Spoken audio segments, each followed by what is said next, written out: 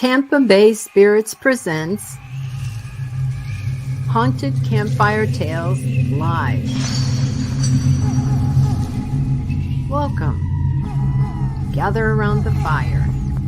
Get comfortable, but not too comfortable. The true ghost tales are about to unfold.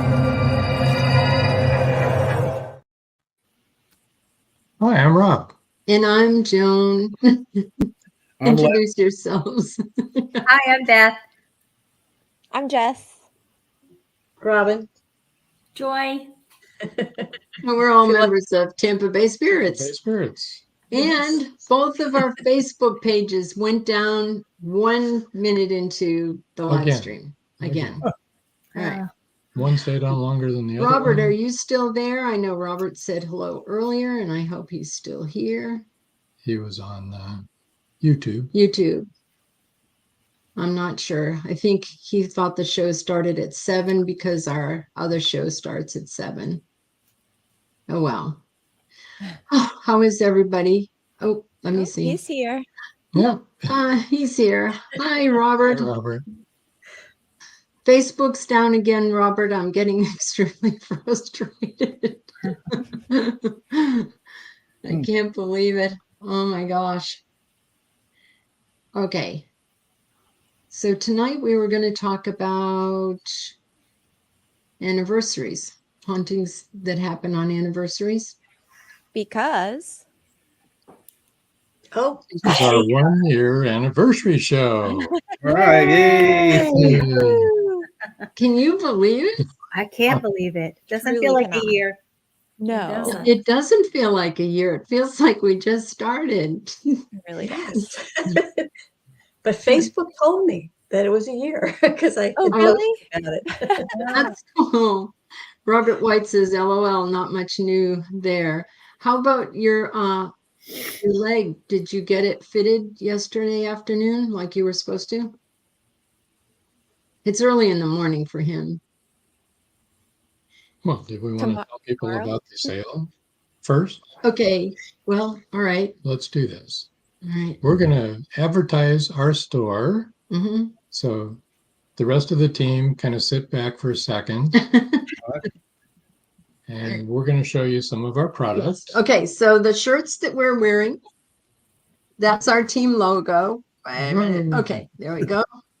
And we have lots of other logos that we use on all sorts of things like this gorgeous tote bag. Everything's on sale right now, you guys. This is fabulous. I mean, I really, really love it. And one of our coffee mugs. That's another logo that we have. And if can you see this here? It says Tampa Bay Spirits Paranormal Investigation. It's got a really spooky castle and creepy looking faces and stuff. No. And then our other another coffee mug is this one. Yeah, that's the same, our same logo, but it has, we have lots of stuff. Yeah, you just go to our store, TampaBaySpirits1.com.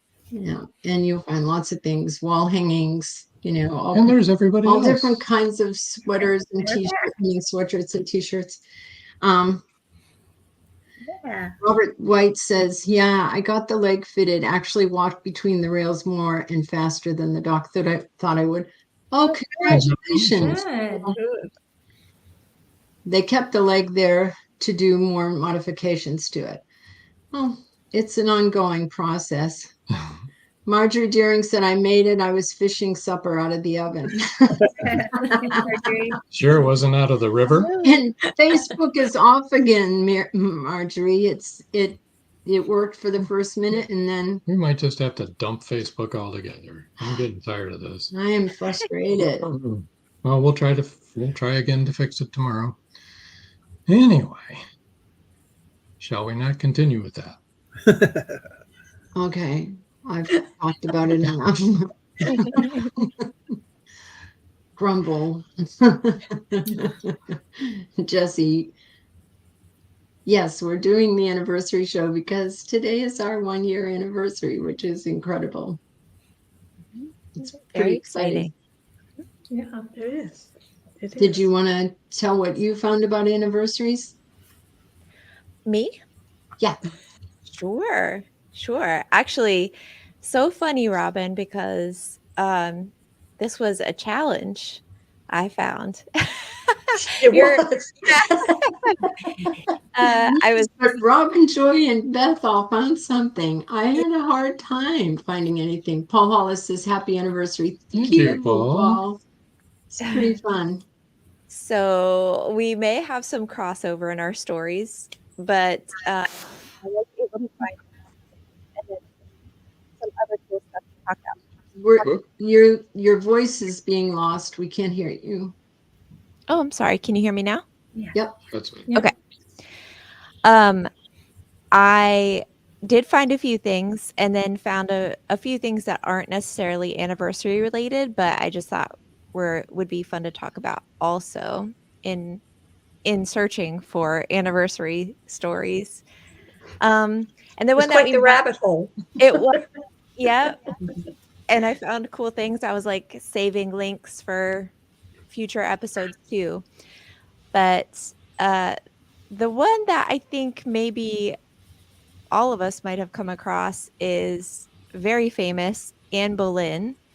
So the Queen of England from 1533 to 36, who was executed for treason. Her ghost has been said to appear every Christmas at Hever Castle, which was her childhood home. And they say that she will show up beneath a great oak tree where Anne and Henry courted. And her ghost also walks across the bridge, which crosses over the River Eden on the castle grounds. So that's one of the hauntings of her, which is supposed to occur every Christmas. Another haunting that happens regarding Anne Boleyn is at Blickling Hall in Norfolk, which Yes. that one is a little more extreme. So for this haunting, she's said to appear every year on the anniversary of her execution, which was May 19th. And this haunting has a lot more, I don't know, like pomp and circumstance.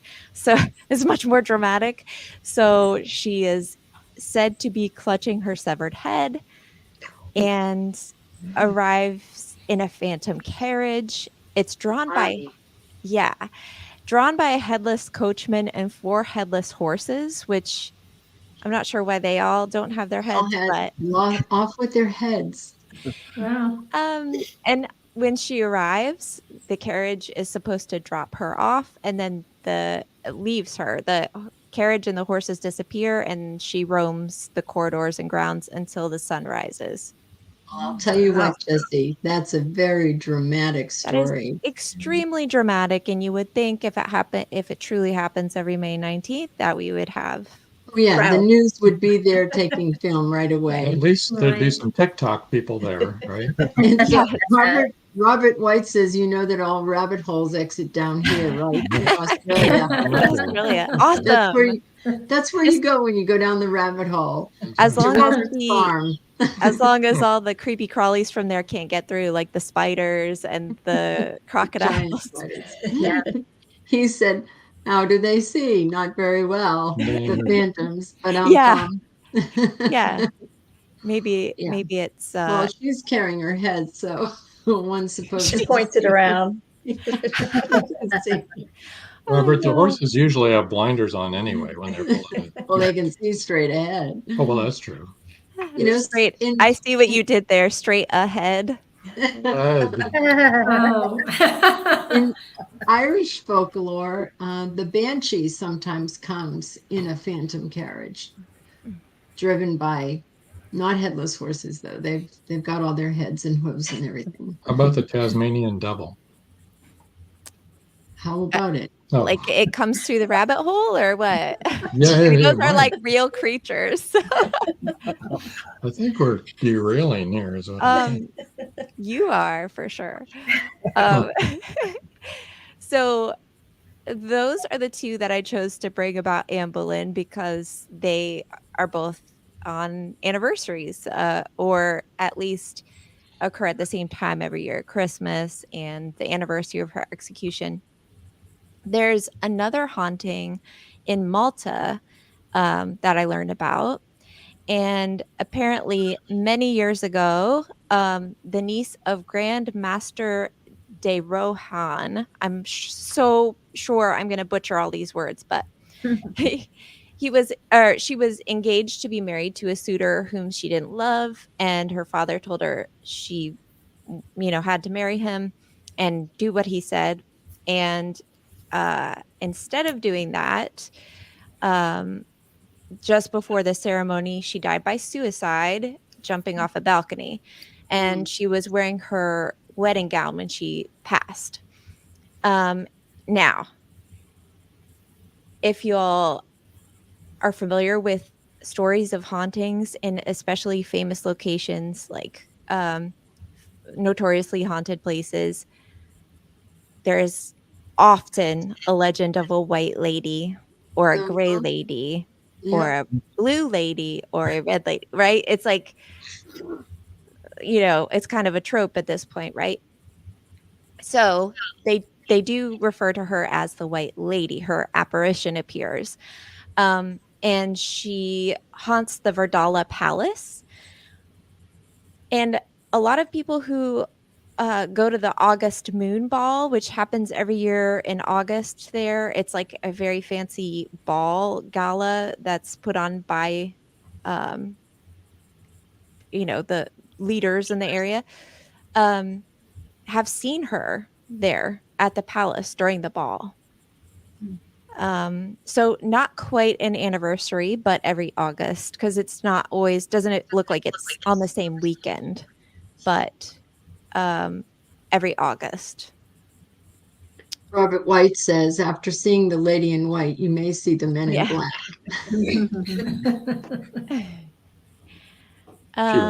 There is the brown lady in England too. They call her the brown lady, but mostly I hear about the white lady and the gray lady. That's what I've always heard. Yeah, that's a very common one. Or the blue lady. I've heard that a lot. Or the red lady too. So interesting. Yeah, it is. So another anniversary haunting that I came across was in Germany. So these are also white lady ghosts, which in these cases are said to be like harbingers of death and misfortune. So white ladies, yeah. White ladies are harbingers of death and misfortune is funny to me. But anyway, so these ghosts are all associated with residential castles of the Hohenzollern family. I'm really butchering that. I'm sorry. But two people are supposed to be the historical basis of a ghost haunting the Plassenberg, which is one of their residential castles. So, according to legend, the Countess Kunigunda of Orlamunde, I'm so sorry for any Germans listening. I'm very, very sorry. Apparently, she murdered her two children, because she believed this could enable her to marry Albert of Nuremberg, who married Sophie von Henneberg instead of her. So what happened was she became a nun and she died as an abbess of the monastery Himmelskron. Now, a white lady ghost reportedly appeared in 1486, 1540, 1554, and 1677 as a harbinger of misfortune. And they believe that it's this woman, this abbess, that was so distraught that she did what she did. And what year was that, Jesse, that she murdered her children? I believe it was 1372. Wow. And then so it's like almost every, like 100 years later, and then 100 years after that, but then 10 years after that. So again, not exactly anniversaries, but repeated hauntings in the same area at the same time, the same castle where this all happened. You think that, I think, oh, things are so bad. And we hear about that nowadays, mothers murdering their children. And actually, I'm thinking of one person specifically who did it for that reason, to be with a guy. Right. And I don't know. I guess nothing new. There is nothing new under the sun. I mean, that's in the 1300s, someone did that. Yeah. It's very sad. Oh, it's horrible. Yep. It's really, really awful. There's another white lady ghost that's said to be a harbinger of death and misfortune at the Berliner Schloss, which all of these are residential castles of the same family. So they have a lot of drama happening. And she was seen in 1598 and in 1618, 1625, and up until 1940. Wow. And it was the residence of the kings of Prussia. And all of the hauntings seem to like happen before a death of someone prominent in the family or something like that. And then the last, this is also another white lady. So all of these white lady ghosts are all in the castles of the same family. So the castle of Dusseldorf is supposed to be haunted by another. And it was built in 1260 and demolished in 1896. And the only thing that was left at that point was an old tower. And according to legends, record keeping at that time, we don't know for sure, but there was a duchess named Jacobine and her lover, and they were murdered by her jealous husband. And it supposedly was her ghost that was seen at this castle in Dusseldorf. And every time she was seen was just prior to a series of fires that plagued the castle. Wow. Oh, interesting.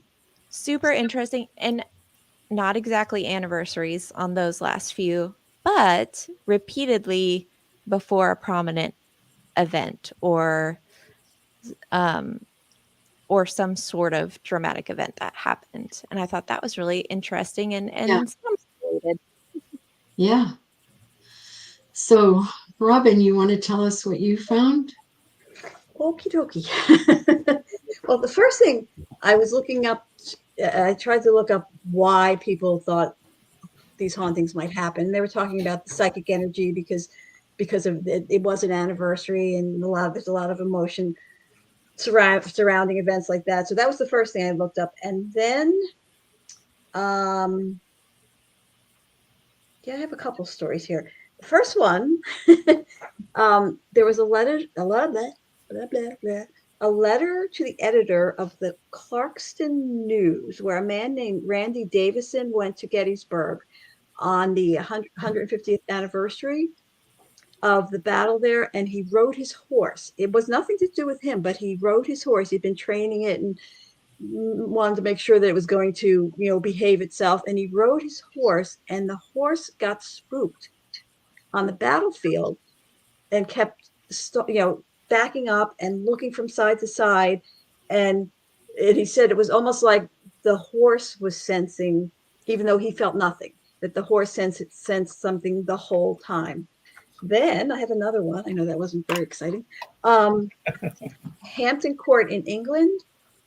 The spirit of what is believed to be Jane Seymour, Henry VIII's third wife, appears on the Silver Stick stairs, which once led up to the room where she gave birth and died giving birth. But I don't know if the room is there anymore because it just said once led up there.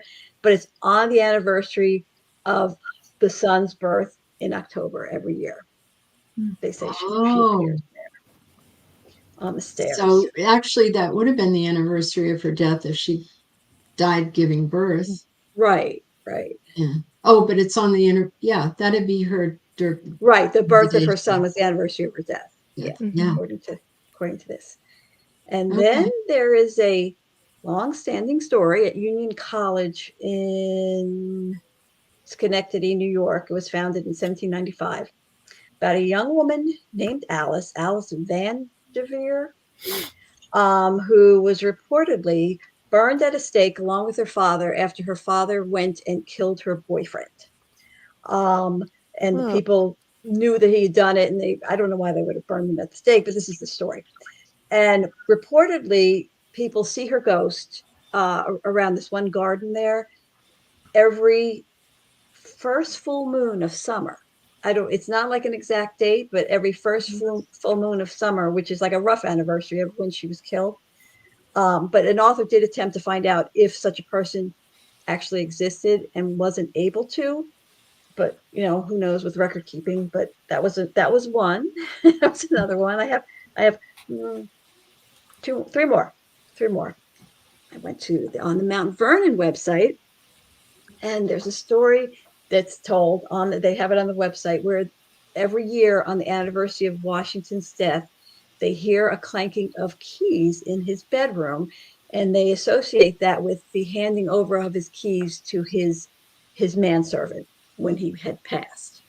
So that happens every year. And then there's another thing that's not really an anniversary thing, but frequently there are reports of an alarm going off in the stable, and then a short time later it goes off in the bedroom, and they just feel like that is Washington repeating an activity where he, from a long ride, made sure his horse was taken care of, and then returned to his room.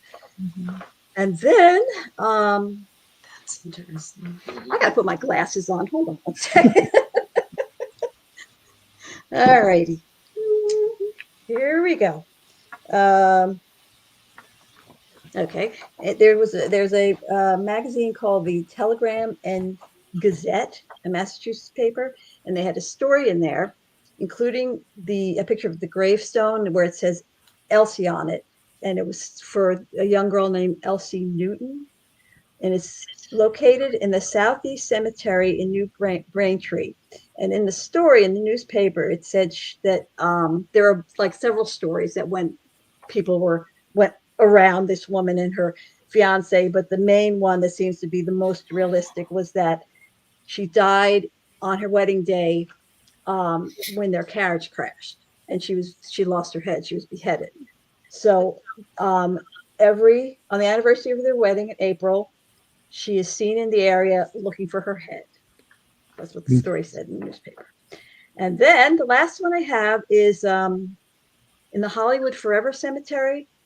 There are reports of a woman in black appearing at the grave of Rudolph Valentino every year on the anniversary of his death. And it's presumed she is Pola Negre, the woman he was engaged to when he died at 31. Mm-hmm. Oh. And that's it.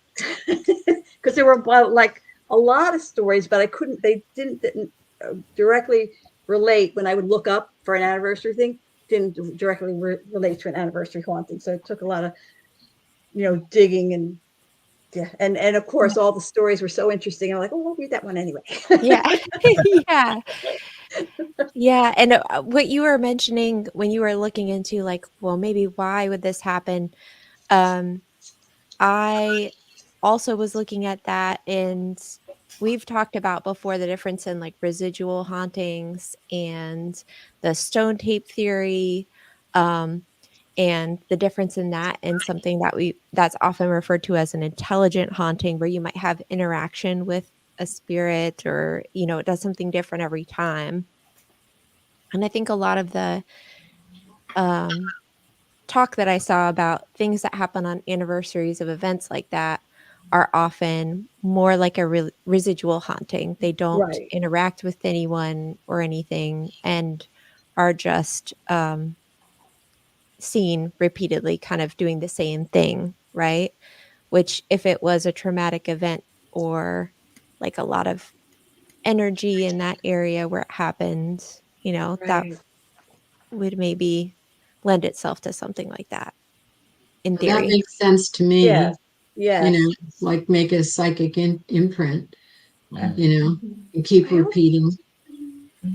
I think I That missed makes one of great them. sense. Hold on one second.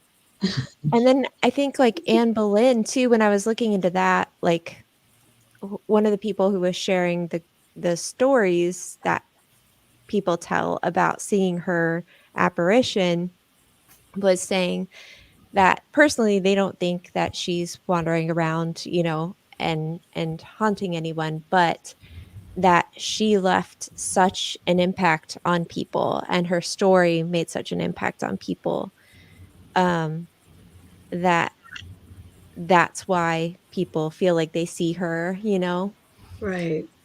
and I thought that was interesting too. So did they see her with or without her head? Both. Oh, okay. So sometimes she's without, and sometimes often I read stories where she's clutching it, is the word that was used. That's Yes. creepy. That would be creepy. And then other times she's just herself, And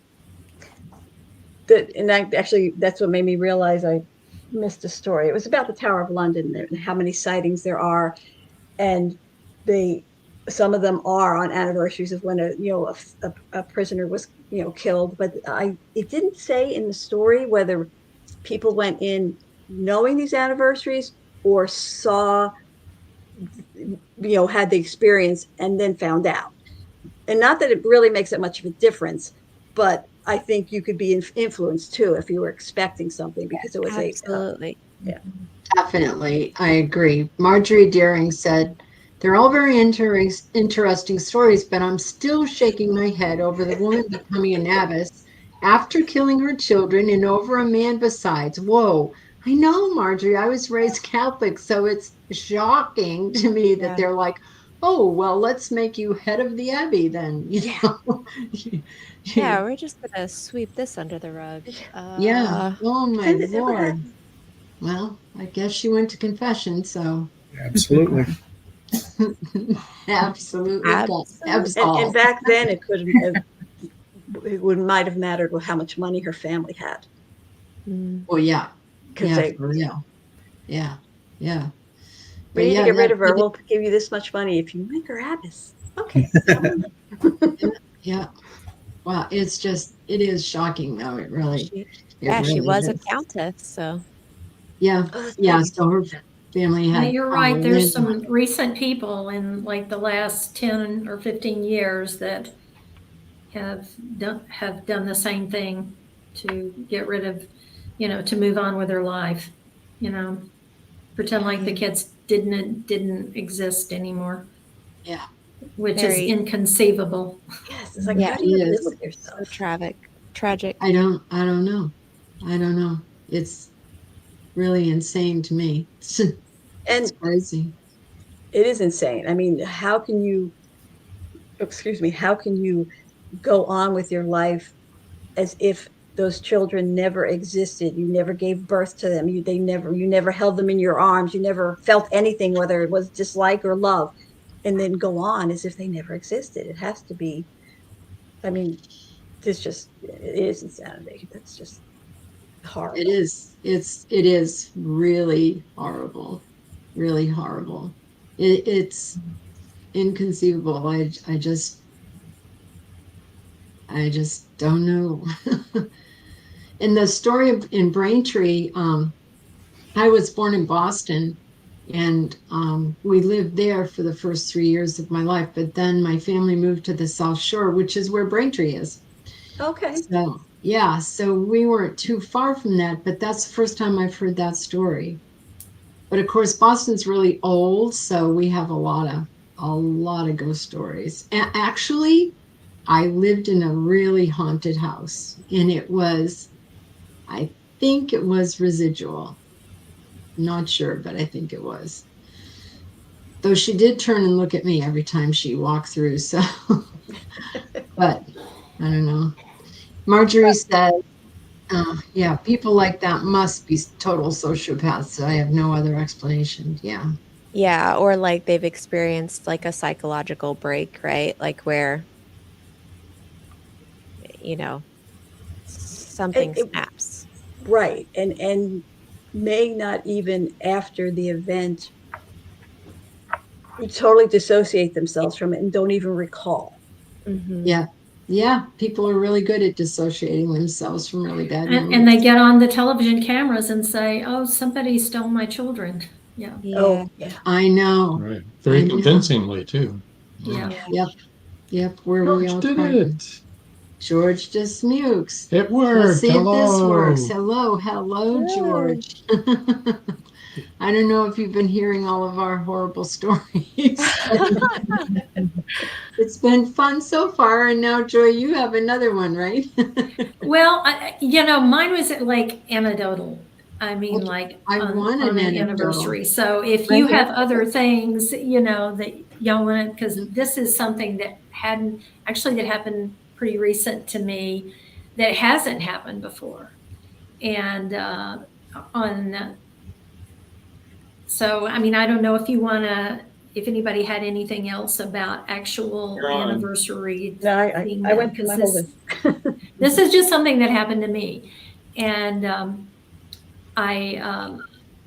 like last November, about 4 years ago, my brother had the last like 10 years of his life were very difficult, and he had a lot of problems, and he kind of like ended up alienating himself because of choices that he made, and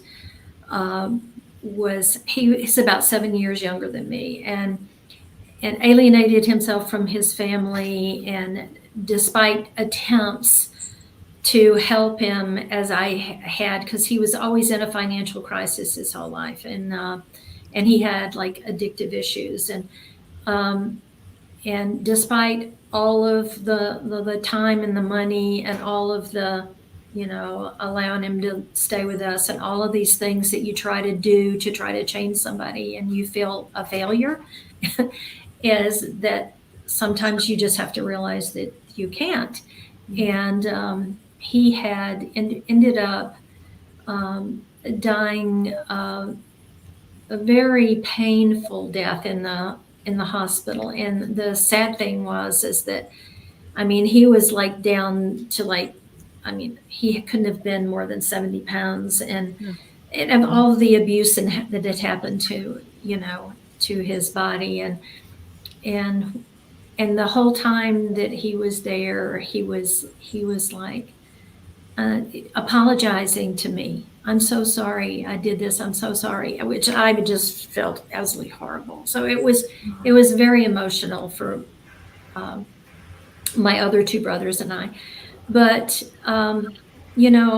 you can't get away from that guilt. Is there something else? Maybe I should have done something else or whatever. But anyway, that happened in November, about 4 years ago. And this last November, which I wasn't even thinking about it, I had a dream that was like so real, and where he was like shouting things at me behind a door, and I couldn't get in, and he was really upset, and it was just a very, very tough dream. And then I had it the next night, but it was a different situation, but similar. And then I had it the next night. Wow. And so and I'm like, why is this happening? And I just woke up so upset, because it was like, I never could actually see him. And I was trying to get through different things to get to him. And then I guess during the week, after it happened like about 4 times, I started looking. I'm like, oh my gosh, and when I went back, it was like the first dream started on the day that he had died 4 years ago. Wow. And so, which it never occurred to me, and it wasn't something I was ever conscious of. Right. But it was just very disturbing, and I guess it was probably the guilt, because and I'm sure a lot of people that go through that have family members they can't reach, Mhm. you know, that happens to, that you just, even though you didn't have anything, we didn't even live in the same state, you know. Mhm. Even though you didn't have anything directly to do, you always feel that there was maybe something else that Mhm. was right there. But that was why it happened 4 years later and not before. But it was just like all of that like came rushing back through those dreams, and they were so real, you know, like. But anyway, so that was mine. Do you think that that was him trying to contact you, or that, you know, what do you think? Actually, I do, but I don't, you know, as much as I loved him, always, he was always the kind of person that felt like, well, if you have this, why shouldn't I? Yeah, Mhm. Like You entitled. know, entitled, and entitled and and making selfish. you feel guilty because you were, even though he was making the bad choices and Mhm. had all of those opportunities, that, you know, I mean, we all, you know, his answer was to give up rather than to fight. You know, like when you have a bad boss and you're like, everybody's had a bad boss, you know, and you trudge forward and you just, you know, you just put your head down with that and you do the best you can and you try to continue to achieve, and you don't give in to those things. And but he was the person that couldn't, you know. Or Do wouldn't. So you I'm sorry. remember in the dream, do you remember if you were aware in the dream that he was passed? No, in the dream, I did not. It was like I was.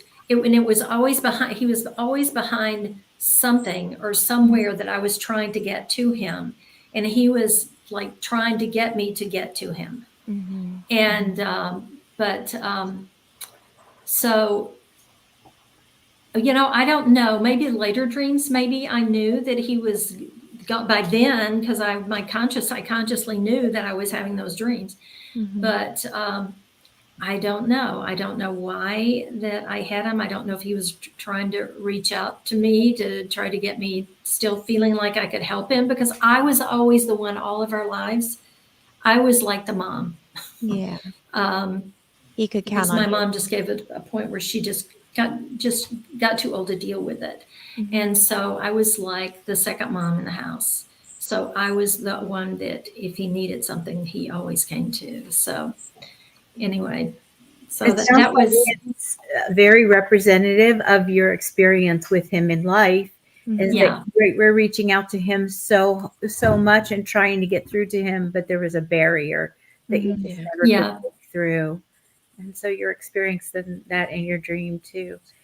right. Sorry that you had to go through that. Me Yeah. too. Me too. It's disturbing too to think that it might have been him, because he hasn't found any peace. He's still, Well, and that's what it made me feel like. yeah. He still has not found peace, you know, and that He can, maybe he's lingering somewhere. he can though. If, you know, if he ever reaches out to you again, I know that you can help him. We can always pray for him. Yeah, actually, in Gettysburg, we actually had a long conversation with a Civil War soldier who wouldn't pass over, who couldn't find any peace, and after we talked to him for quite a while, and you know, through the flashlight, saying yes and no, and we would tell him things, and then he'd respond, and he finally got it. And he felt better, and whoop, off he went. Yeah. So, And I think too, like, especially with things like that your love for him, even though it was that's a very complicated relationship, right? And there's so many layers to it. Right. That grief is not linear, and healing is not linear, and trauma is not linear, and that was a trauma you went through. Mhm. And I think those things can resurface that way, right? Like where you don't even realize you're struggling with that, and some part of you is processing that still, and they can surface that way, right? So I think like that it could be something like that too. And I heard an interesting thing or theory about dreams, and like if your loved ones show up in a dream that have passed, or just people you knew, or pets, or anyone who's passed. I thought it was interesting that their theory was like if you're aware in your dream that they're gone, that it's like a visitation. Like if you're going in your dream, like, what? Like, how could they be there? You know, that yes, Right. you know, like, how are you here? You know, that's like a visitation. But if in the dream that you know you're not aware, and you're just, it's like you aren't aware that they're supposed to be dead in the dream, right? That's like more your brain processing it. Obviously, we don't, that's speculation. Right, You know, right. we And like don't I said, know. at first, I mean, the first one, I don't know for sure what I did as the dreams started happening, Right. knew, Mhm. but, that, I mean, the thing was that when I look back, it was that, and that's what when you said the anniversary thing, that was something that triggered in my mind, Yeah. that it just happened. Because I didn't consciously know that it was the anniversary. I had to Yeah. look at, I had to question myself. And so, and it could have been that subconsciously my subconscious was aware of it, and that triggered it. That could have been. I'm really sorry that happened, though. Yeah. That wasn't very pleasant 4 days. No, but I mean, everybody has things that they go through. Mhm. And Yep, we all do. George, in answer to my question if he heard the stories, said, "Yes, I heard. Those stories are even worse than my third marriage." Hopefully that To means Deborah. kind of a residual. Our oldest daughter, Barbara, gets a lot of dreams from family members, and I think they are visitations because they always tell her things. My parents come to her, and Rob's parents come to her and talk to her about things. So I think some people, I think, I don't know what the rest of you think, but I think all of us kind of have unique ways of contacting with the other side. So I don't think it has to necessarily be the same way for everybody. Like, Yeah. Agreed. yeah, yeah. So, but that seems to be the way that she makes a lot of contact with psychically, is how she does in her dreams. Me, I feel the presence of the person and feel their emotion, and oftentimes hear what they're trying to tell me. So, And Joy, didn't you have a dream about another family member? my mom, Yeah. yeah, Right. but I knew she was gone. Right. I mean, in that dream, we had talked about that, I think. at Yes. one yeah, point. and that for sure was a visitation. Yeah, yeah. So this could have been too, or like Jess said, maybe, and Beth said, maybe you were I just don't know. working. And Working you through, know, yeah. like I said, it's nothing. It's something I probably have not let go of, because Yeah. you just always feel like there's something that you could do more. Yeah. And a lot of time it's just even when people just lose a family member Mhm. and they had nothing to do with it, Yeah. they feel, a lot and I've known people, maybe if I told them not to go, or I thought about doing this, or, I'm a lot of people have Survivor's guilt. survivor's guilt. That's exactly it. But when you feel like it's useless and tragic and Senseless. and it's really it's hard, when you can't Yeah. relate to that. Yeah, it's really hard. So, what is the consensus of everybody? Anything to this return on the anniversary of their death, or what do Well, you think? Beth, did you have a story to share too? I did not about this. I wanted to speak about the full moon. Okay, cool. The full moon and crystals. Oh yeah, the full moon that I can't see because of the fog. Right. Right. Yeah. But I'll take your word for it that it's there. It's there. Yeah, I'm looking up right now through the skylight, and it's like pitch black out there. Well, I it was interesting because it was Robin. You mentioned you wondered if the people had been told it was the anniversary at the Tower of London because people can be influenced, right? Like Right. we know that about our brains, like we can be influenced by things.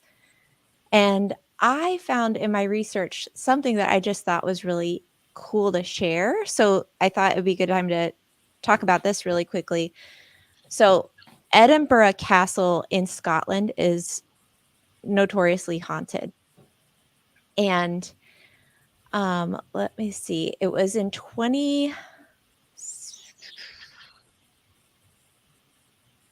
flipping through notes.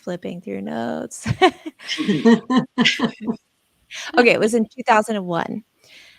In Edinburgh, they have Edinburgh International Science Festival. And so during this festival in 2001, Dr. Richard Wiseman conducted an experiment with 240 volunteers over a 10-day period at Edinburgh Castle. And the volunteers were visitors from around the world, and they were carefully vetted and chosen so that they had no prior knowledge of Edinburgh Castle's alleged hauntings. And so I thought this was a cool experiment because he was trying to prove whether or not it was haunted, right? And obviously How that many people, Jesse? 240 240. Okay. over 10 days. Over Now, 10 days. Well, that's a long time. that is a long time. And that is that's, if you're talking about like scientific experiment, that's a small group, right? But but I thought it was really cool anyway. So they were led through the castle vaults, the cellars, and dungeons in small groups. Some rooms had previous reports of ghostly goings on, and some didn't, right? So some of the rooms are notoriously things happen there, and some rooms nothing's ever been reported in them. So they took them to all of them, and weren't associated with any of the tales, like the legendary stories.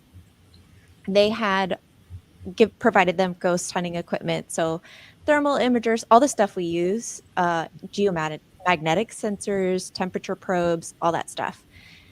And they were asked to just investigate and record their experiences without any prior knowledge of the castle. And by the end of the experiment, almost half of the participants reported phenomena they couldn't explain. The highest number of paranormal experiences were recorded in the vaults, which has a haunted reputation. That they weren't prior to this influenced to say, like, oh, there's stuff happening in this room, Right. this and this happens, Mhm. right? They reported sudden drops in temperature, seeing shadow figures, feeling watched, a burning sensation on the skin. That sounds unpleasant. Mhm. An unseen presence touching the face, a feeling of someone tugging at their clothes. How'd that happen? Yeah, we've In had my a couple head. of those things happen, haven't we? Yeah, So, and Beth has had the burning sensation. Yeah. Yeah, fun. now this scientist, Wiseman, he's a skeptic, right?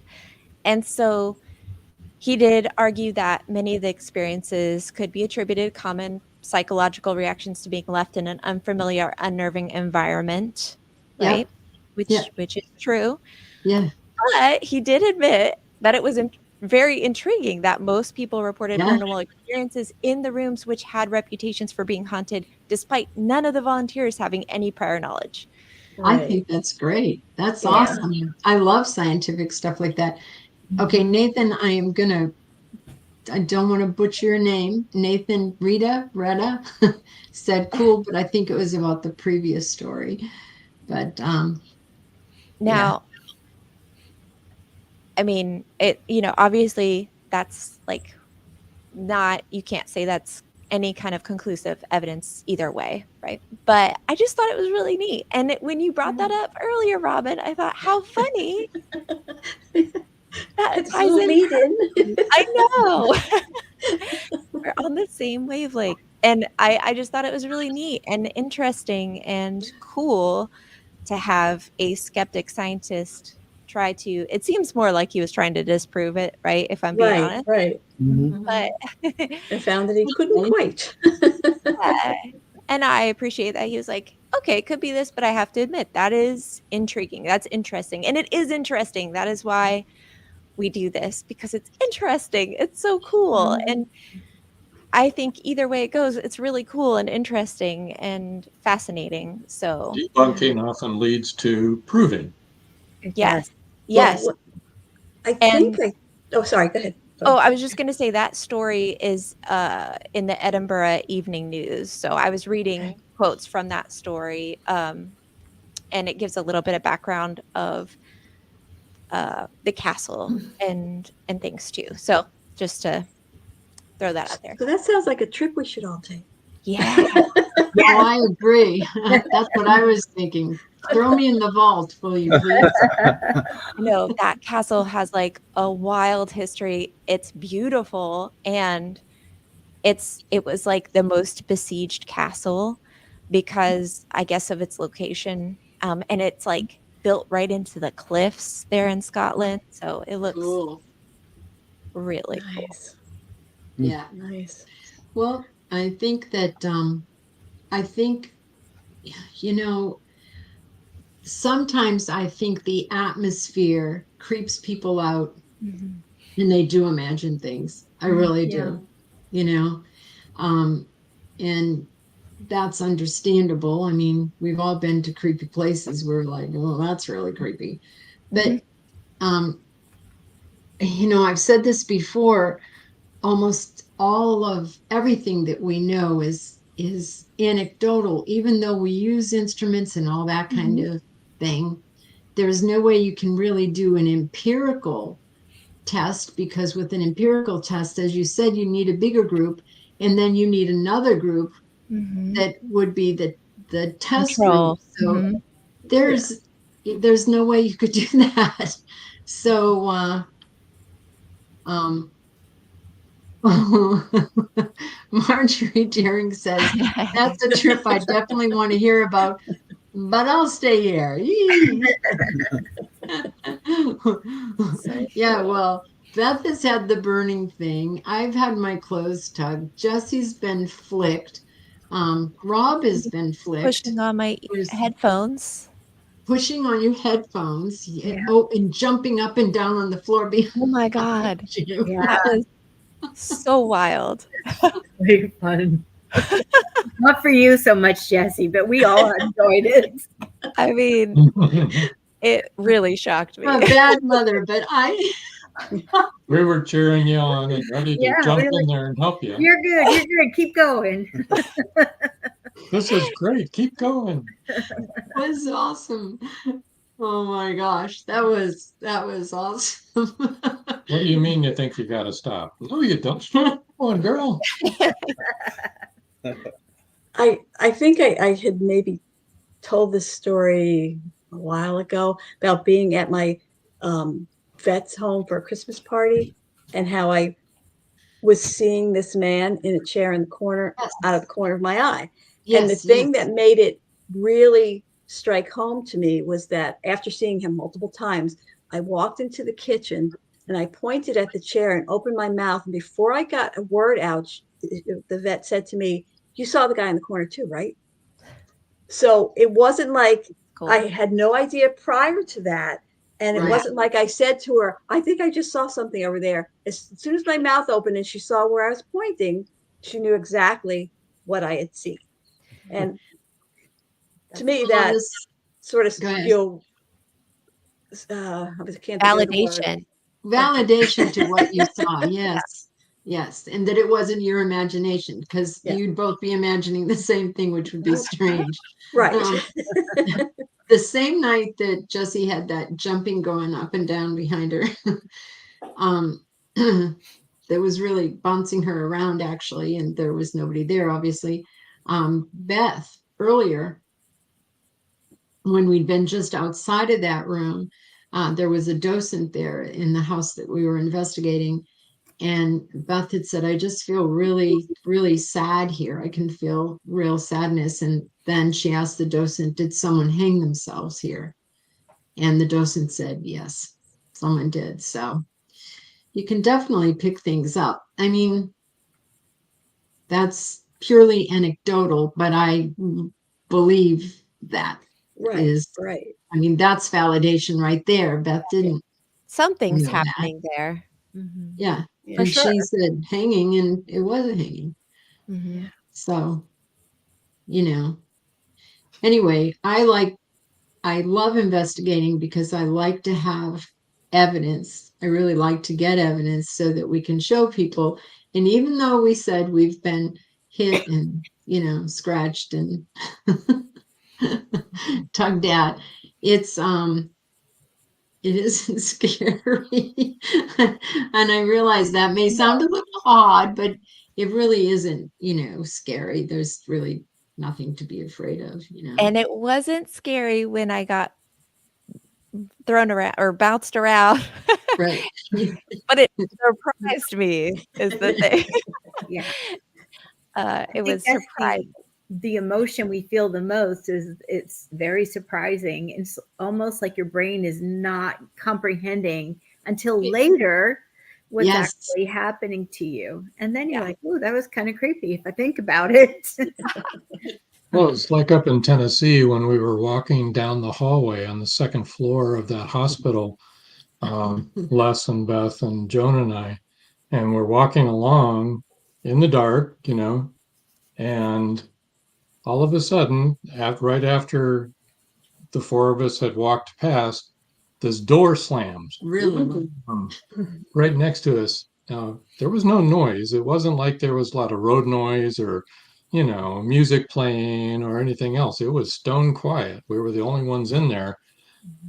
And then we go over and the door is permanently shut. It's sealed shut. It's sealed shut. Oh, There's no wow. way that door did that. But it was, this was a long abandoned hospital corridor. Yeah. Okay. And it slammed So- really hard and loud, and you could hear it echoing. That's the kind of thing that makes you go, Yeah. what is going on What here? was that? Yeah. What was it? Now, would Why? that be considered something residual because the door itself physically couldn't move?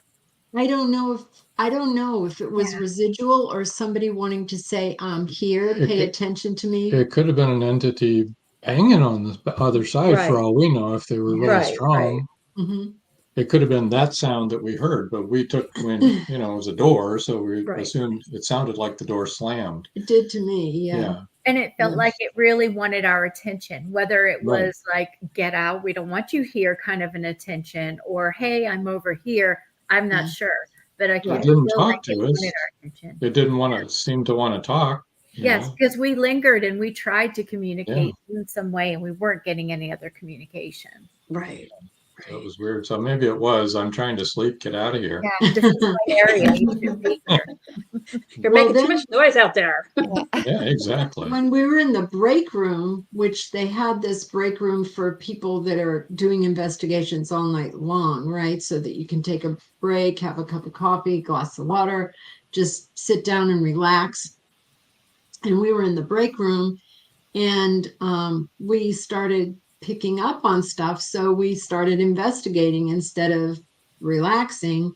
And we've discerned that there were 16 different entities in that one room. Mhm. Beth got that. Beth heard that over the, over the headphones when we were doing the Estes method. And they said there was 16 of us. I Yes. would In hang the- in around the the break coffee room? too. In the break room where there was not supposed to be anything. Anything. Right. And that's why it was the break room. And you were swarmed. Yeah. Oh, You that, had to that stop was because the there were so best. many voices. That was the first time that's ever happened to me. There were so many people trying to speak that it literally sounded like and they were talking fast. They were talking really fast like this, and everybody was trying to talk over. And it was literally sounded like mosquitoes buzzing in my ear after a while. And I was just like, oh, I can't do this. But yeah, and that's the room that wasn't supposed to be haunted. So that was. If it wasn't haunted, They were all following taking a break with you. Yeah, they Well, were Hollis trying to says get maybe they were coffee. taking a break too. Oh, right. Yeah, They were all Yeah. complaining about the soda machine was empty. yeah. And at Coffee's May not strong Stringer enough. House, Beth's sister, who's also on our team, was doing the Estes method. And I could literally see her getting hotter and hotter and hotter as she was doing it.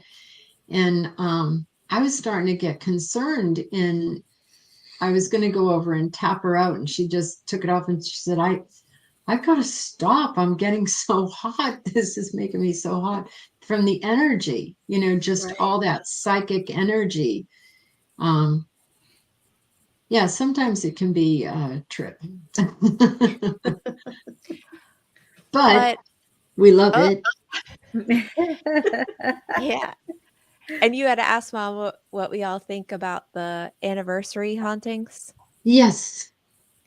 And yeah, I don't know. I think that if things like that are happening, that it does, to me, seem like it would fit in with the stone tape theory or residual hauntings, right? Where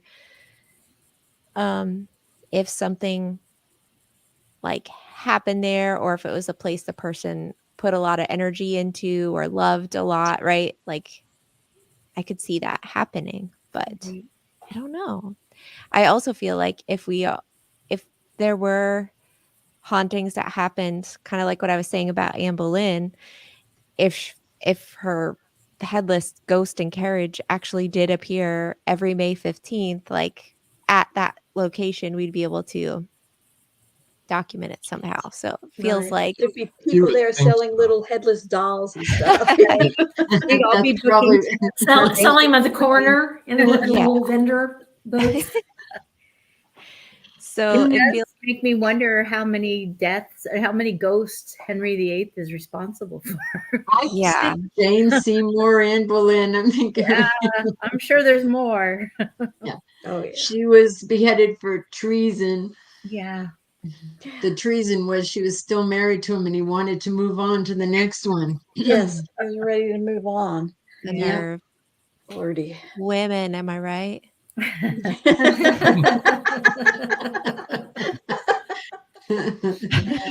So I see Les isn't shaking his head on that one. Say nothing. Yeah, he's going to tap out. Les is like, ha ha ha. Well, I think that I think it's difficult to say. I'm not sure what I think about anniversary, deaths. I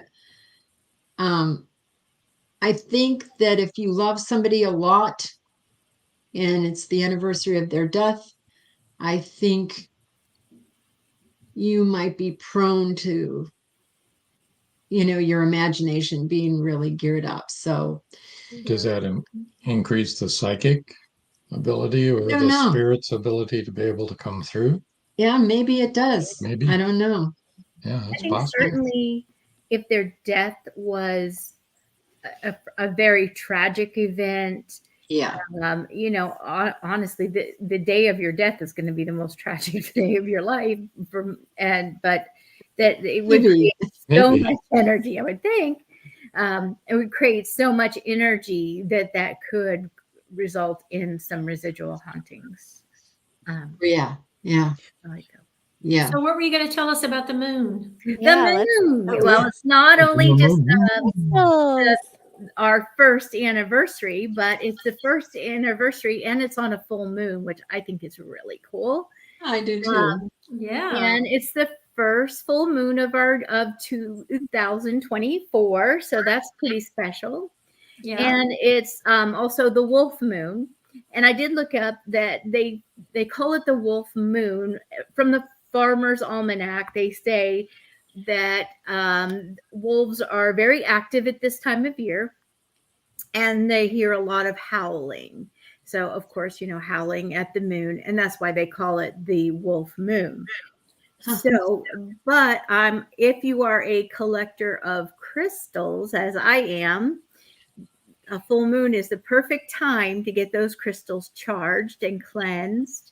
And you'll want to take them out and let them just sit outside overnight in the under the moon to get those crystals recharged. And so tonight's a perfect night to do that. Also, tomorrow night would work too, because of course there's going to be lingering of that full moon. So how do you Hold them cleanse up a and dance crystal? or anything, or Nope, just leave them out there and just put them out there? Okay. let them do their thing. To cleanse a crystal, there's a few ways. Of course, they're going to recharge outside. Most crystals you can wash, wash them with water, but there are some that are going to fall apart, so you're not going to want to wash those. Like I'm selenite. thinking of like tourmaline or things. I didn't know if you were talking metaphorically or like it needed some essence of sage or eye of newt or something. Cleanse them, actually. Oh, never use eye of newt to cleanse your crystal. No, don't do that. Okay, I'll write that down. I'll put it and I'll post-it note over here with the other. Yeah. Remember, Never used eye of Those are newt. much too valuable. And then I recharge my crystals around.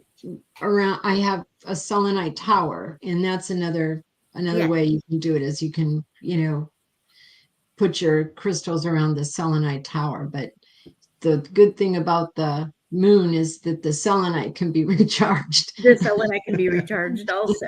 You can't wash the selenite. You can't wash the selenite either. So have either of you been in like a giant geo? I mean, where you can go in and you're just really in the middle of a crystal. Have you ever been in one of those? I would love to do it.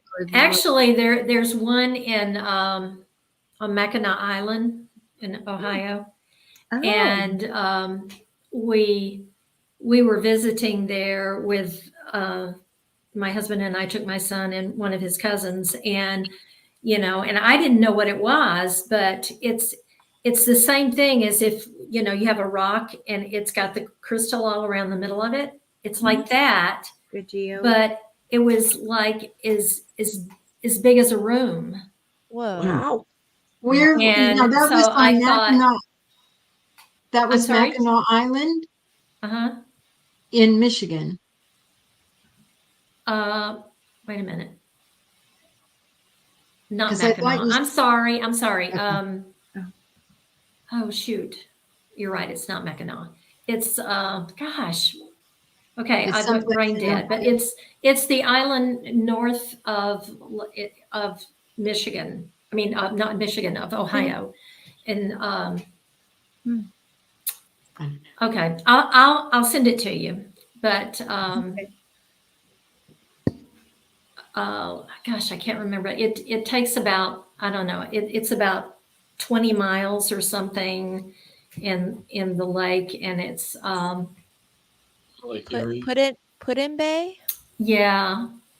Maybe it's maybe it's Put-in Bay. I can't remember exactly where it was. I mean what the name of it is. But anyway, they get around on golf carts, and the only way you can get there is by boat. And Paul says there's also one on the island in Lake Erie. That's the one we're talking about. It's Put-in Bay. Yeah, it's Yeah, not then a it's Put-in Bay. Mackinac. Okay. It's not a Mackinac. Sorry, I got Put-in Bay. confused there. But anyway, it's actually you go down a ladder in it, Cool. and That's And neat. it's about the size of like a small room, Some but crystal you, cakes. people Yeah. can get in it. And when you were talking about, I wondered like what, it was beautiful, too, but I wondered what, like, kind of vibes or whatever you would get from, if you really had, you guys have that gift, and what it would be like. Beth can tell you. She knows a lot more about crystals than Certain crystals are going to have an energy, a vibration that's really high, and others are going to be a quieter energy. I'm not sure how to describe that, but a more soothing, quieter energy to them. So So things like an amethyst is going to have a higher vibration to it. So I'm wondering if it was an amethyst. Maybe. it's I celestite. remember that it was a color. I don't remember if it was pink or Okay. I don't remember. I don't remember it being white. That cave But- is celestite. I'm sorry. Celestite. Oh, okay. That's going to have a higher. You could probably look it up now that you know it's in Put Bay because it was very unique. I did, Um, and it says it has a high vibrational energy that activates your third eye chakra, Mhm. your third eye and crown chakra, and that it's nurturing spiritual development, balancing and grounding, easing the mind, cleansing your aura, calming and soothing benefits. Sounds like it would be a very nice place to be. Yes, Go it there after we go to Edinburgh. That's a big jump. to get all calmed and soothed Yeah. down. Except for But all it's the gonna sparks that we open. It's gonna clear your third eye and your crown chakra. So Cleanse your Yeah. aura. Anything's And hanging not around. always, but if you find the colors of the chakra, the higher the color, the indigos, the purples, the white especially is going to be a higher vibration. The darker really? or the muddier colors, and this is not always, but for the most Generally. part, the darker or muddier, earthier colors are going to be more grounding. So if you want to do something to ground you or protect you, you're going to find something that has a darker, more earth tone color to it. If you are going to work on spirituality, opening up the third eye, you're going to look for the whites and the purples. And yeah, Les has got his little, I don't know if you can see him, probably not. His Yeah. tiger's eye and jet. And jet is Ah. for protection. Jet's probably one of the best ones for protection against negative energy. And tiger's eye, Les keeps that for his memory. It's working great. I forget what the other one's for. I'm gonna get Adam the biggest tiger's eye. it's like a selenite tower. Get a tiger eye. Yeah. This Yeah. one needs some moon time. Working it hard. But after you put those out in the moon and get them recharged, especially any that you carry, like Les carries some of his crystals, you're going to want to hold on to them and charge them again with your own energy, because it's important to have your own Okay. energy Okay. Well, used into those. I'm going to have to get a crystal to be able to do that. So I'm going to have to get one and experiment. Oh, we'll get you some, Joy. Some up My and favorite thing to do. put in bay. Do I need it when we go to Gettysburg? You Sure, might. we're going to absolutely. have some. We always carry some crystals for protection when we do any ghost hunting. And then you also want some that are going to attract some energy too. So we don't want to put everything off. We want to get You want some to energy, balance. You want to balance it out. Attract the right energy. the right energy. It's about 10 pounds of crystal you have to carry with you through the battlefield. Just wear like crystal pants. Sometimes I'll wear like an amethyst bracelet and and then one that has tiger's eye and jet and different things like that. Rob and I both have one, like another bracelet like that we can, kind of balance it out. Yeah. You Yeah. can also put a vessel of water outside, and it's best if it's in glass, but it doesn't have to be, and make moon water. And okay. you can, the moon will charge your water, and you can drink that or make drinks from it or warm it to bathe or whatever you'd like if you would like to try moon water. But I have a Well, funny, cute It's little raining here, so my grandkids know that I'm into crystals, and they know we do ghost hunting and into a lot of different types of spirituality. And my grandson came over.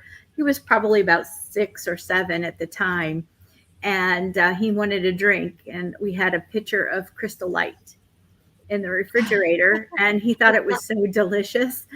And he was like, "Now, do you grind your crystals and put them in the moon water?"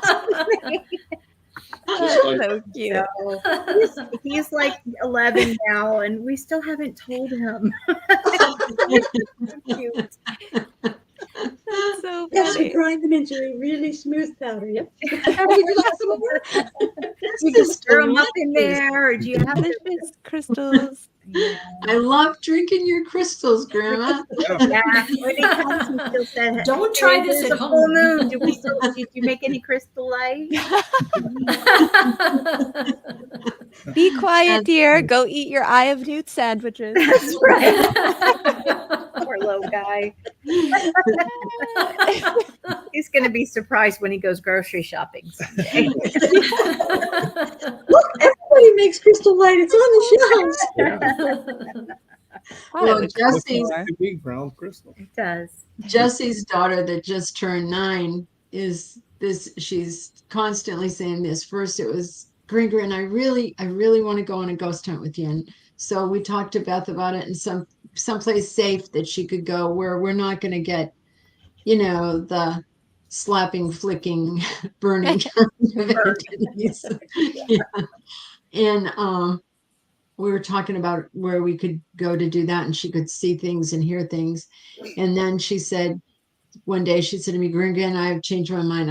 I really don't want to do that. And I said, okay, that's okay. And then she said, a few weeks later, she said, Gringa, I want to do that. I want to go on a ghost hunt with you. And I'm thinking, okay, we're just going to wait a while before we do anything like that.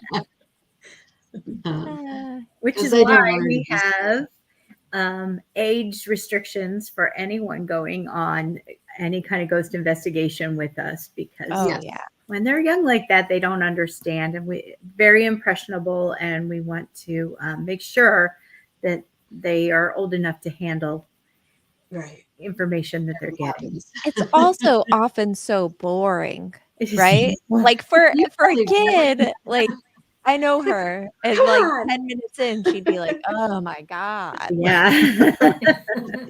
Where's my iPhone? yeah, this is not what I thought it would be." She, So- really, 3 hours of nothing happening, she would be very unhappy.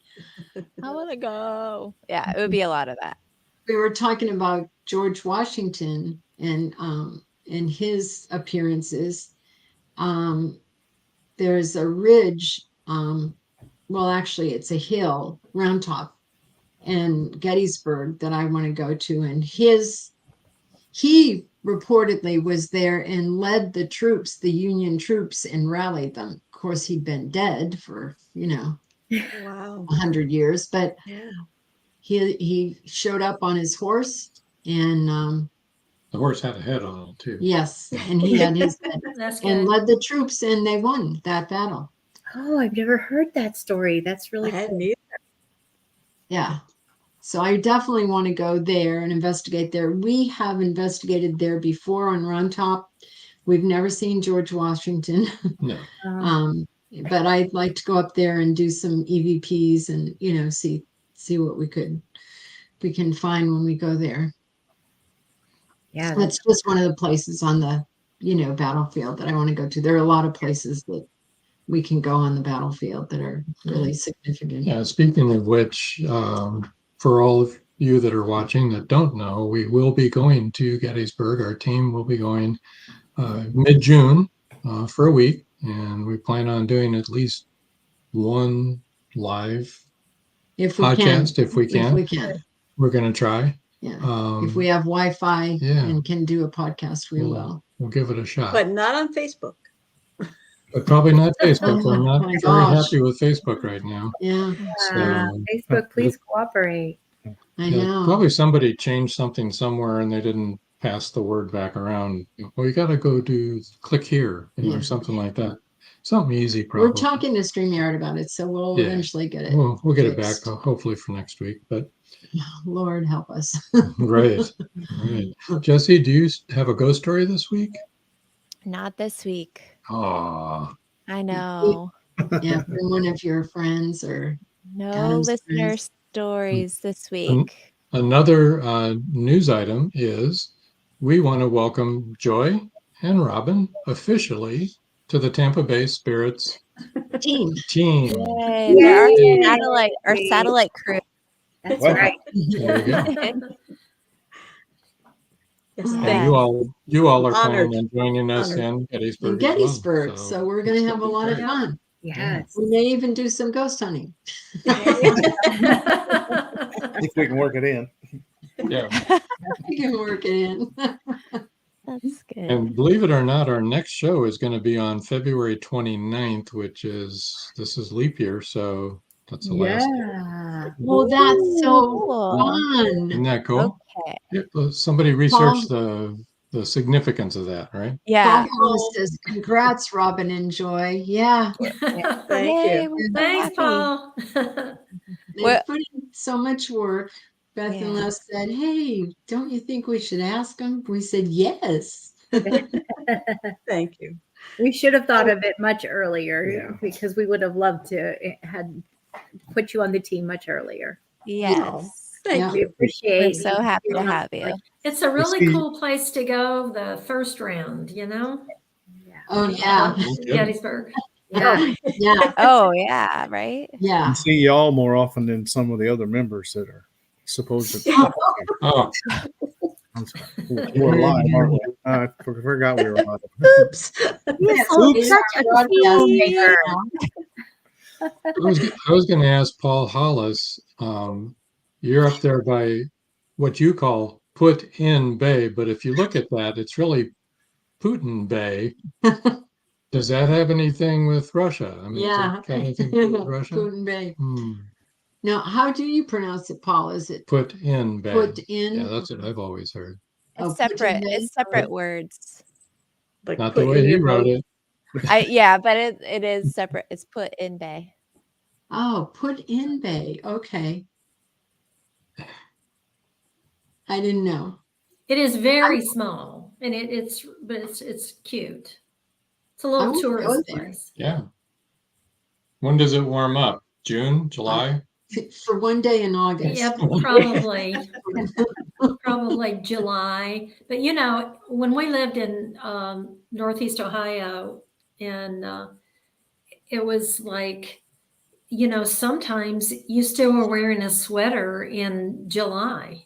You Oh, know, I know. it just depends on the year and whatever. And it's, you know, like cloudy a lot. It's cloudy a lot up there. Paul Hollis says, I'm left-handed. I can't write. That's a crazy That's thing a for an author to say. I can't write. Can write. He's Yes, a you very can. good author, actually. Excellent. Yeah. He's using a We, pencil to put everything in the chat, right? yeah. He's not typing.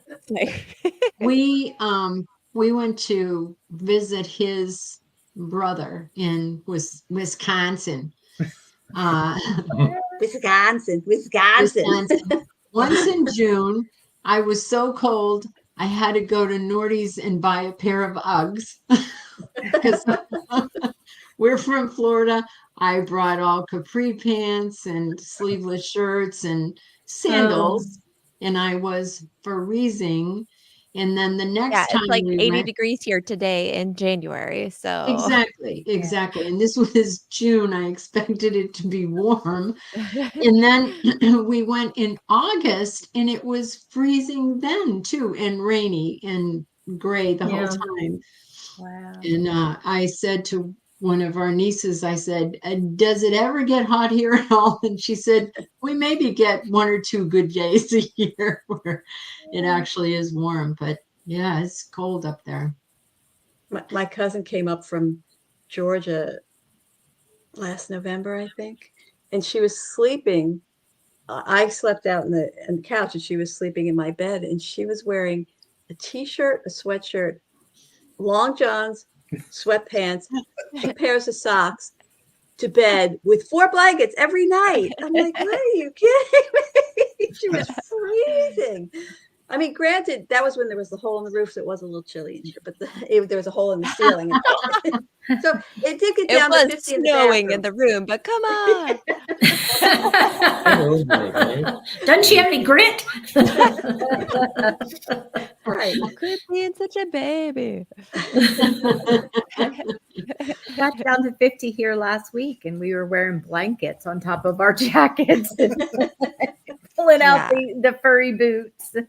Yep. We had a wind chill of -29 last week, and Oh this my week it's I like went out to it the hit grocery 50. store. It was 32, and I'm like, I don't need a coat. Oh, it was 36 here the other day here in Overnight. overnight in Riverview.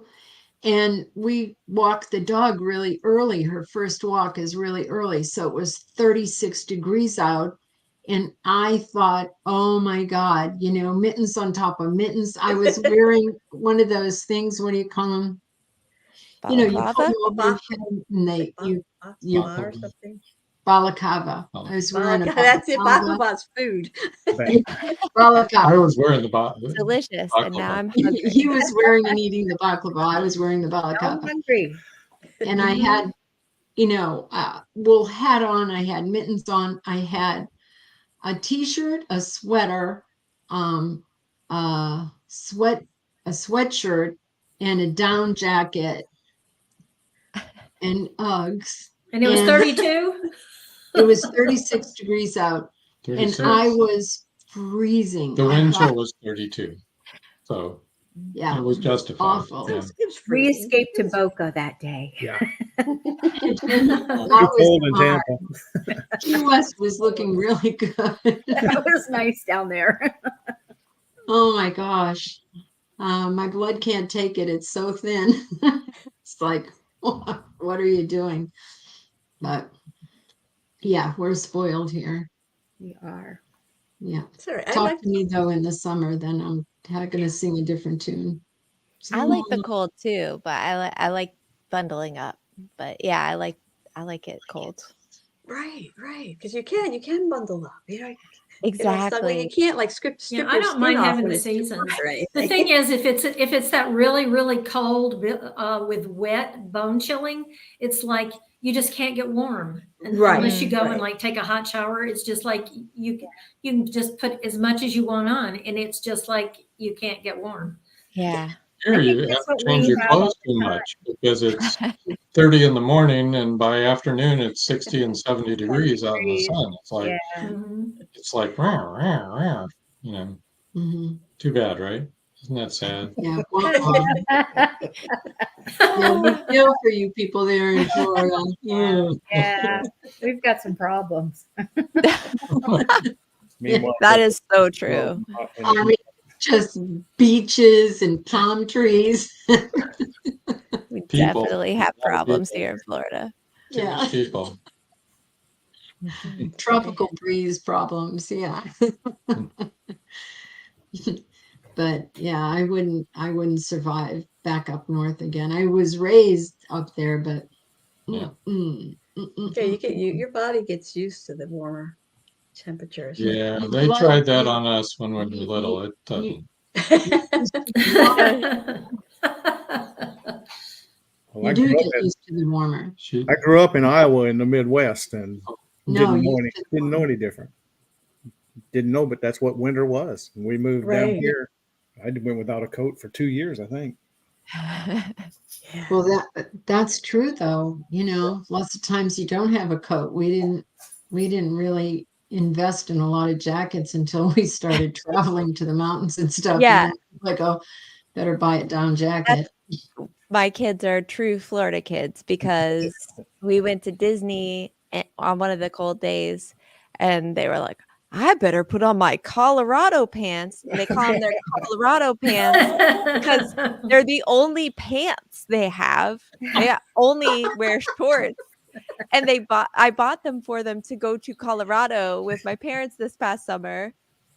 So they're like, oh, Mom, I got to get my Colorado pants. I'm like, oh, God, That's funny. Yeah. And they only wear sandals. So, yeah. That's the way it is here in Florida. Flip-flops and shorts. That's it, folks.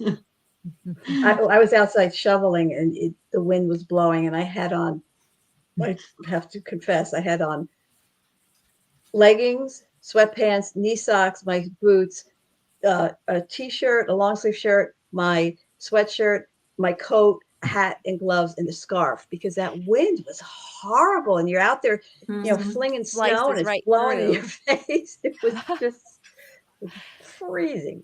You look like the kid from The Christmas Story. Oh yeah, I needed to stick my tongue up against it. I can't put my arms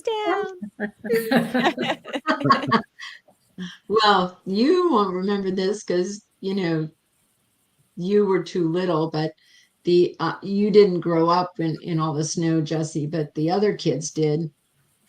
And it was like we lived in Michigan and it was so cold there and they had a lot of ice storms. Those are the worst, man. And snow, and the kids would want to go out and play in the snow. And so, at that point, I have 6 kids, but then it was really only 4 that were old enough to go out and play in the snow. And so I'd get them all dressed in all the same amount of clothes that Robin just described for herself, except for each kid. And they would walk out like this. That was the only way they could walk, right? And They'd get outside. They'd be outside for 15 minutes. They'd come in and they'd go, I'm cold. So you take all of that stuff off again, right? Yeah, or I've got to go to the bathroom. You take all of that stuff off, right? They're in the house for another 15 minutes and then they go, I want to go outside and play in the snow again. No. That was my life in the winter. Oh my gosh. My middle son was infamous for having to go to the bathroom as soon as he got out in that with all those clothes on. I gotta pee. It takes forever. It does. You could just strip them all off, put them all back on. Yeah. Sorry, I'm just checking my phone because I have to take my daughter-in-law to the doctor tomorrow. She's just confirming the appointment. How old are your kids, Jess? 11 and just turned 9. Okay.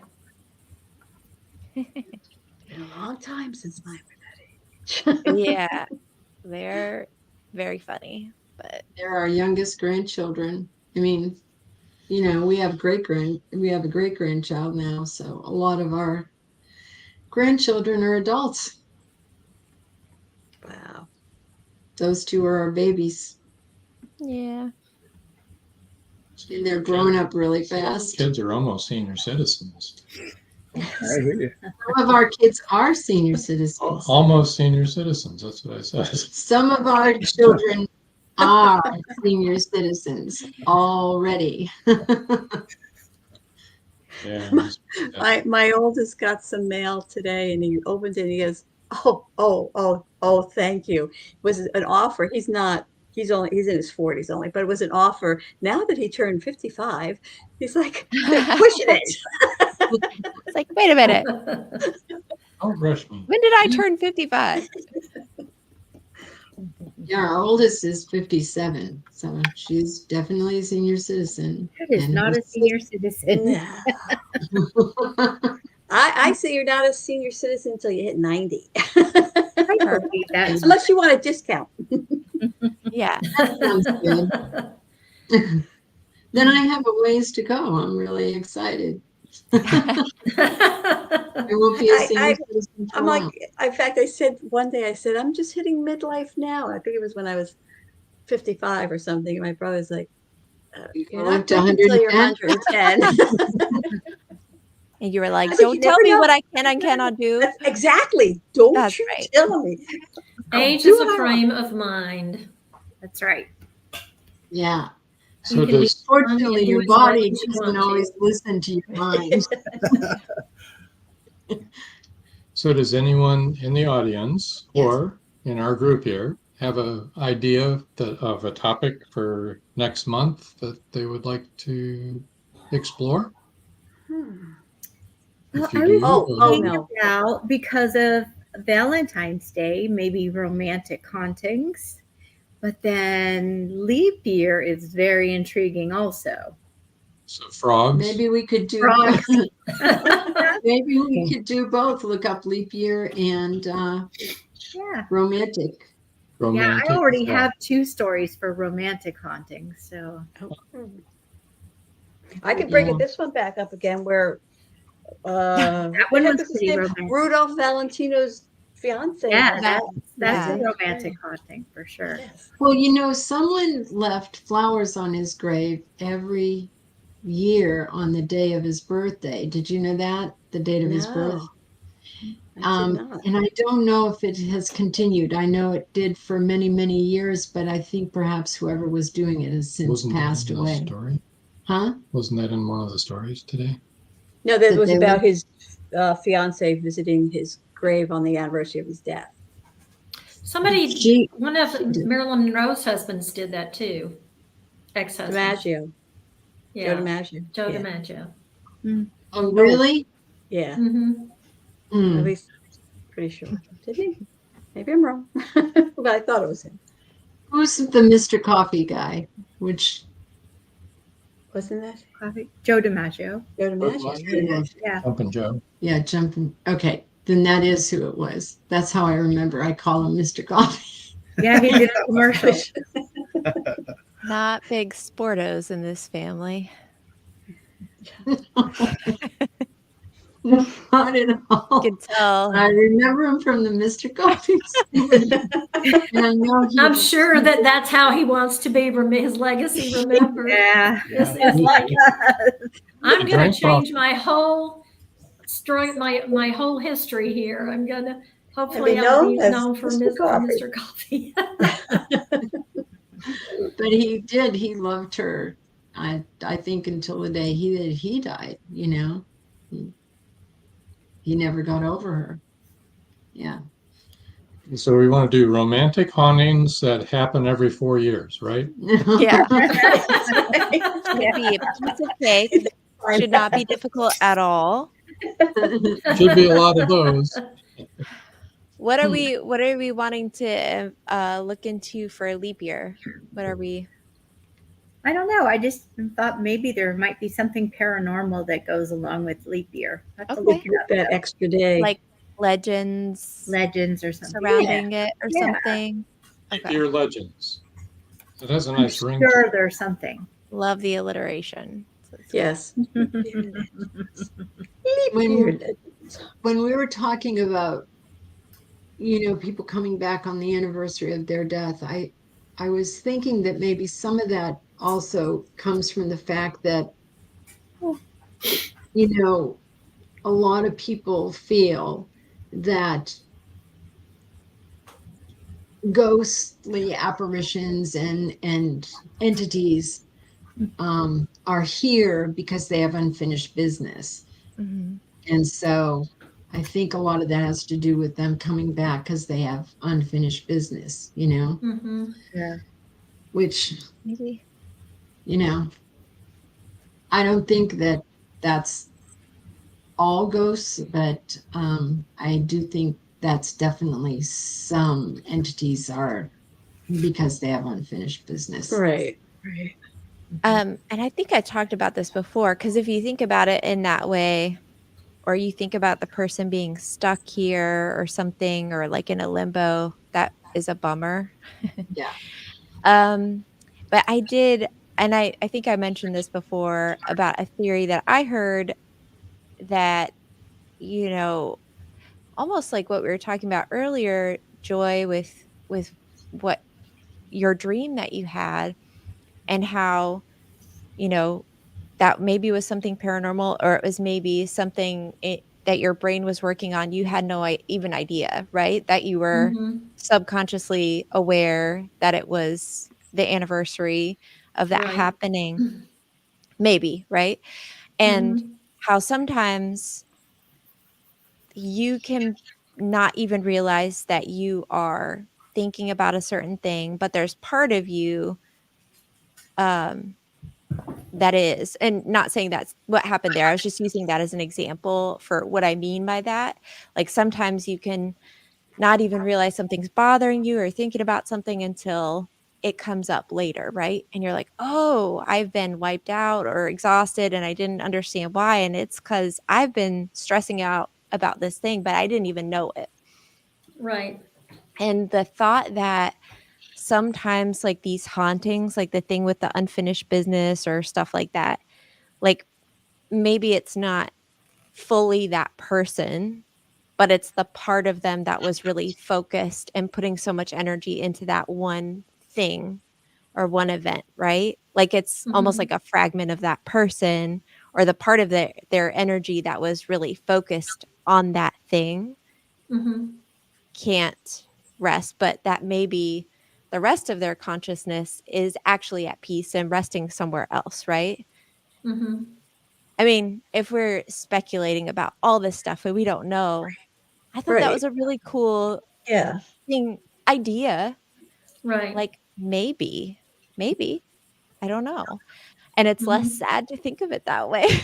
Right. Because if there's most of your consciousness, but you know, a part of your consciousness was so focused on that thing that it needs to feel some sort of resolution before it can be at peace or whatever. But it's much Yeah, nicer to That think makes of it that sense. way. Yeah. nobody wants to think of anyone being stuck here. No. Right. Oh, Especially like the kids and stuff like Oh, that. And that that gets real, that's tough, you know. yeah. It's tough to think about. So I just think that's an interesting thought and thing to think about. Mhm. Mhm. Yeah, the story that Adam's friend wrote in and that Mhm. you read, Jesse, about the little boy, and Mhm. the mother had said, "Well, he can come to the store with us," and she said, "No, he can't leave You can't the leave. basement." Yeah. That's really Mhm. Mhm. sad. Yeah. I would hate that, you know. Yeah. But I know we have investigated where we've um, encountered children, and it's Mhm. sad. Yeah. Mhm. Like that little boy at the hospital when in Tennessee that we were talking about when the door slammed, there was a little boy there that played with a balloon that we had Yeah. constantly, was batting it around. Mhm.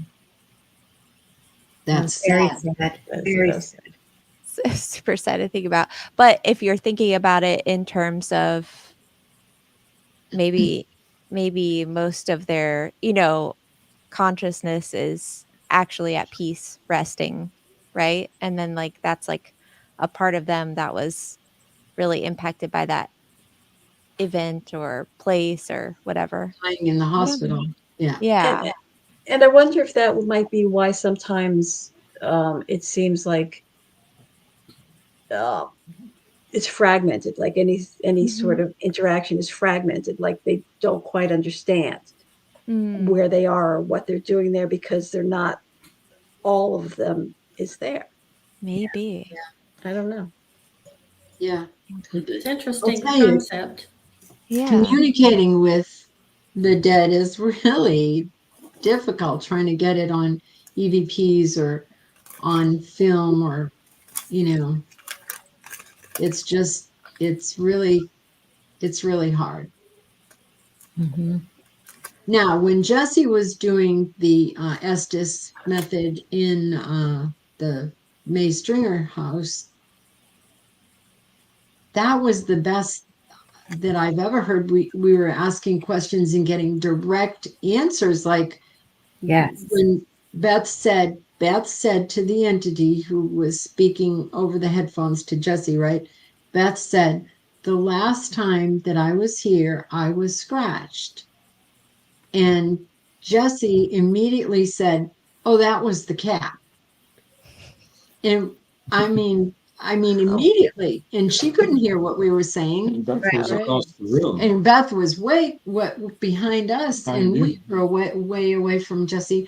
And In fact, I said that was the cat, and I went cat. That was the cat because I remember that because I remember thinking, what does this mean? I was like, it can't be cat, but I'm hearing cat, and so I was like, that was the cat. I don't know, and I'm thinking this is probably nonsense, but they were.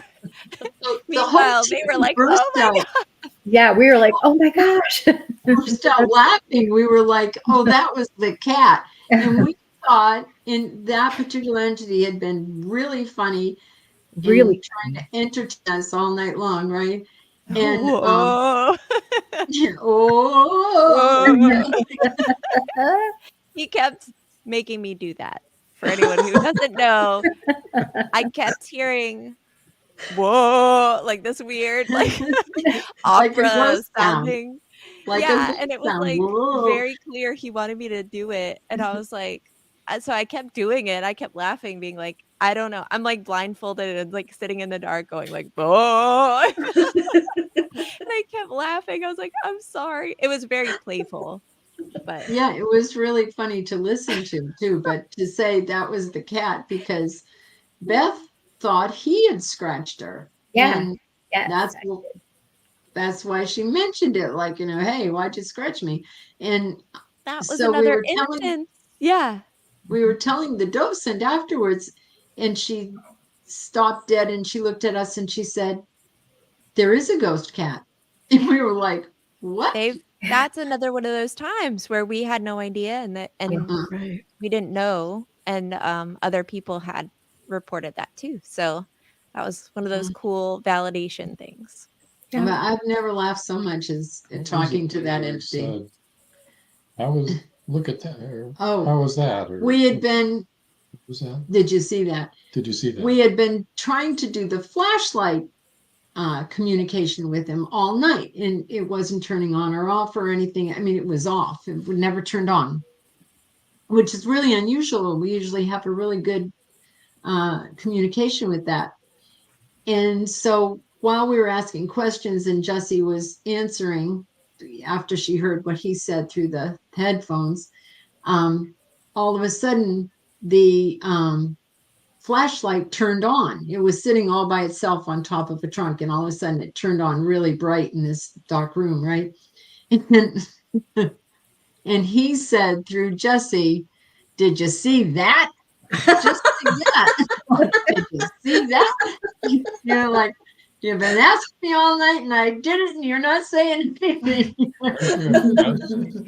Yeah, it was amazing. Oh my gosh. Yes, it was. And he was funny. I thought he was really funny. I really enjoyed that. And when we went downstairs, the docent said, we heard you laughing. We said, yeah, we had a lot of fun. We're going on 2 hours. Oh, 2 hours? Yeah. Oh my gosh, we should probably let people go. We probably should. Let my people go. Anybody have anything else they would like to share? I'm good. We're good. No, it's fun. Okay. Well, thank you for listening and joining us. And if you have any stories, let us know so that we can read them, or you can read them, or you can tell them, whatever you want. Whatever you want. Bye-bye. Until next time. Bye. That's all. See ya. Bye.